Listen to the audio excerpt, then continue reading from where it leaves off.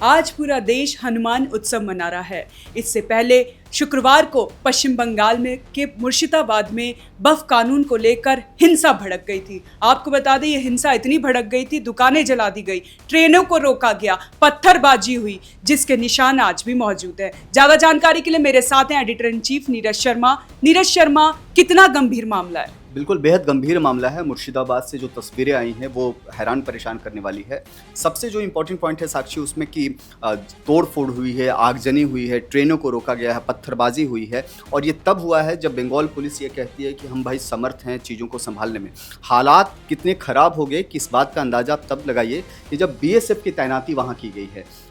Border security force की तैनाती करनी पड़ी है, कई इलाकों में BSF के जवान तैनात हैं, तब जा कर के किसी तरीके से हालात पर नियंत्रण पाया जा सका है। देखिए, मुर्शिदाबाद पश्चिम बंगाल का एक ऐसा इलाका है जहां पर मुस्लिम बहुल वो एरिया है और वहां के सूती में सबसे पहले जो है हंगामा हुआ और वहाँ लोग पहुँचे, नारेबाजी करते रहे, चीज़ें बढ़ती रही और अचानक ही हिंसक लोग जो लोग थे वो हिंसक हो गए, उग्र हो गए और मारपीट और आगजनी पर उतारू हो गए। एक तरफ सूती जल रहा था, दूसरी तरफ जो बाकी जो मुर्शिदाबाद के हिस्से हैं वहाँ भी तनाव की खबरें आई। पुलिस जो है, बंगाल पुलिस जो है, लोकल पुलिस जो है वो जो हाईवे है वहाँ से लोगों को हटा रहे थे, वहाँ पर वो लोग मौजूद थे। लेकिन दूसरी अलग अलग इलाकों में भी हिंसा भड़की और हिंसा भड़कने के बाद हालात तेज़ी से बिगड़े, जिसके बाद सेंट्रल फोर्स जो BSF है उसकी तैनाती की गई और जगहों से पुलिस को बुलाया गया, तब जाकर के हालात काबू में किए जा सके। नीरज जी, आपको नहीं लगता कि दो से 3 दिन पहले बंगाल की CM ममता बनर्जी ऐलान करती कि हम इस कानून को अपने राज्य में लागू नहीं होने देंगे और उसके बाद ये हिंसा, क्या लगता है? देखिए, पश्चिम बंगाल में ये कोई पहला मामला नहीं है जब ममता बनर्जी कोई भी जो संसद से पारित कानून है उसको मानने से इनकार करे। इसके पहले वो CAA और NRC को लेकर के भी इस तरह का बयान देते आई हैं। इसमें कोई दो राय नहीं है कि जिस तरीके से बंगाल में पुलिस की कार्यप्रणाली रही है या फिर ममता बनर्जी की जो कार्यप्रणाली रही है वो सवालों के घेरे में रही है। ऐसा नहीं हो सकता है कि संसद में कोई कानून पास हो और आप कह दे, राज्य ये बात कह दे कि भैया हमको तो मतलब नहीं है इस कानून से। तब तो आप हर चीज़ में आप केंद्र के साथ टकराव चाहते हैं और आप चाहते हैं कि हालात खराब से खराब वहाँ बद से बदतर बने। लेकिन सेंट्रल एजेंसीज को वहाँ उतरना पड़ा, BSF को उतरना पड़ा, हालात को काबू किया जा सका। और अगर ऐसे ही हालात बने रहे तो केंद्र सरकार को और भी ज़रूरी कदम उठाने पड़ सकते हैं। नीरज जी, देश के बड़े सदनों से ये कानून बनकर निकला है, तो आपको क्या लगता है वहाँ के लोगों और वहाँ की CM को समझना चाहिए इस बात को? बिल्कुल, CM को समझना चाहिए।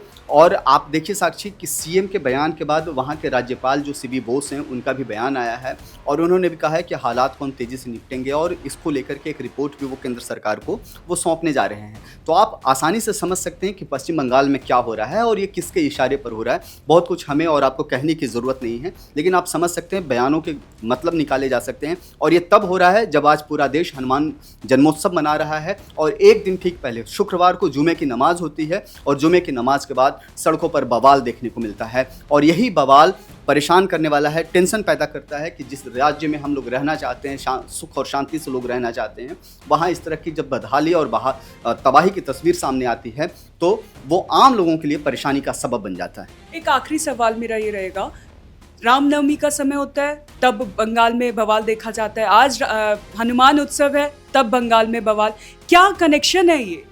देखिए, बहुत कुछ पुलिस प्रशासन पर निर्भर करता है। बवाल कहीं भी हो रहा है तो उसकी नैतिक जिम्मेदारी पुलिस पर है कि पुलिस उसको कैसे कंट्रोल करती है। इतना बड़ा देश है, देश में 30 राज्य हैं और इन राज्यों में अगर ऐसे ही बवाल होता रहे तब तो हर राज्य से ऐसे ही हिंसक की तस्वीर सामने आएगी।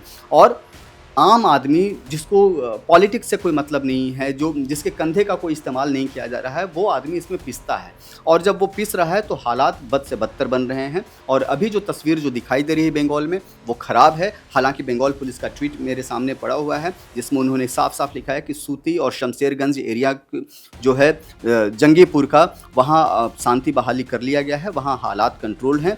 लेकिन वो दिन दूर नहीं जब ऐसे टकराव और बढ़ेंगे और जो यहाँ के जो सिचुएशंस है बंगाल का वो एक जिले से दूसरे जिले में भी पहुंच सकता है। जी, बहुत बहुत धन्यवाद नीरज जी आपका। बफ कानून को लेकर पश्चिम बंगाल में के मुर्शिदाबाद में ये भयंकर हिंसा हुई, जिसके बाद दुकानें जलाई गई, ट्रेनों को रोका गया। ज़्यादा जानकारी के लिए आप देखते रहे one nation one group news.